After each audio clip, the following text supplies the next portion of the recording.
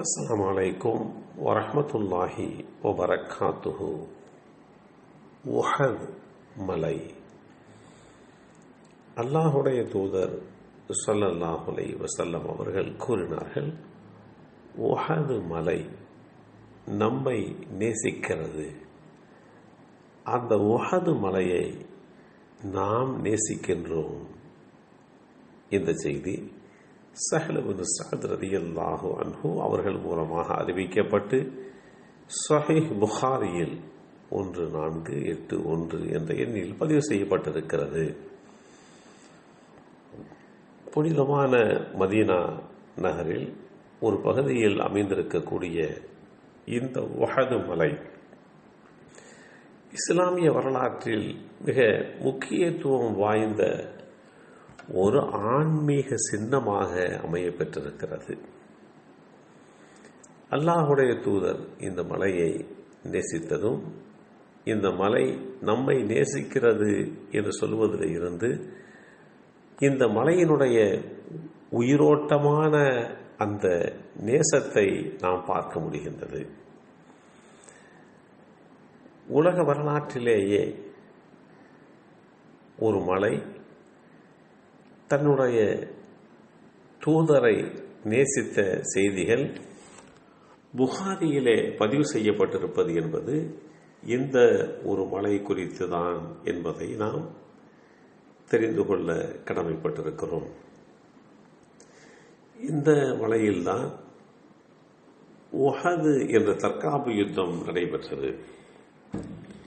இந்த யுத்தத்தில் சையதுனா ஹம்ஸா ரலியல்லாஹு அன்ஹு அவர்கள் உட்பட சுமார் 70 பேர் வீரமரணம் அடைந்து வீர தியாகிகளாக ஆனார்கள். இந்த 70 நபர்களுடைய அடக்கஸ்தலமும் இந்த மலையடிவாரத்தில் அமைய பெற்றிருக்கிறது. அம்பு எய்தவர்கள் மலை என்றும் இந்த மலைக்கு இன்னொரு பெயர் சொல்லப்படுகிறது. இந்த மலை கடல் வட்டத்திலே இருந்து சுமார் 1077 மீட்டர், அதாவது 3533 அடி உயரமும் சுமார் 7.5 கிலோமீட்டர் நீளமும் கொண்டது என்று கணக்கீடு செய்யப்பட்டிருக்கிறது. மற்ற மலைகளிலே இருந்து இந்த உஹது மலை தனித்துவமாக அமைந்திருக்கிறது.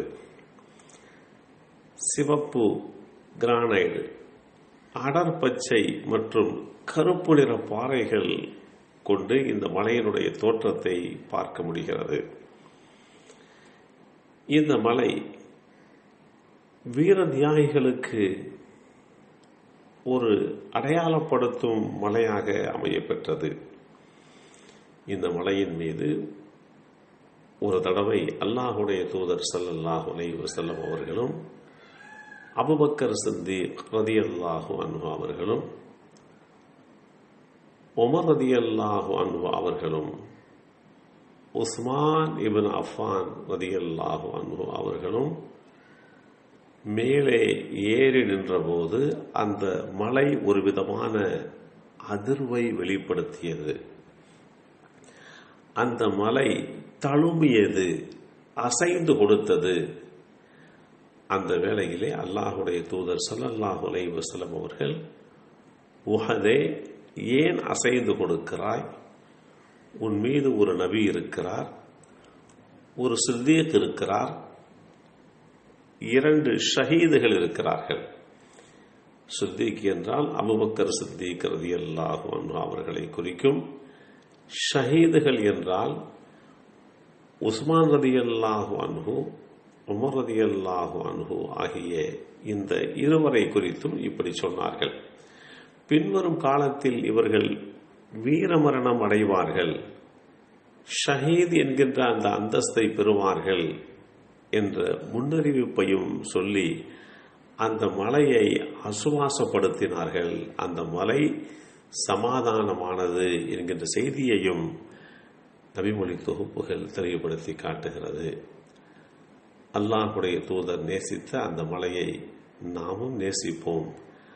அல்லாஹ் அந்த மலையினுடைய நேசத்தை நமக்கும் வழங்கி அருள் புரிவானாக. அஸ்ஸலாமு அலைக்கும் வரஹ்மத்துல்லாஹி வபரகாத்துஹு.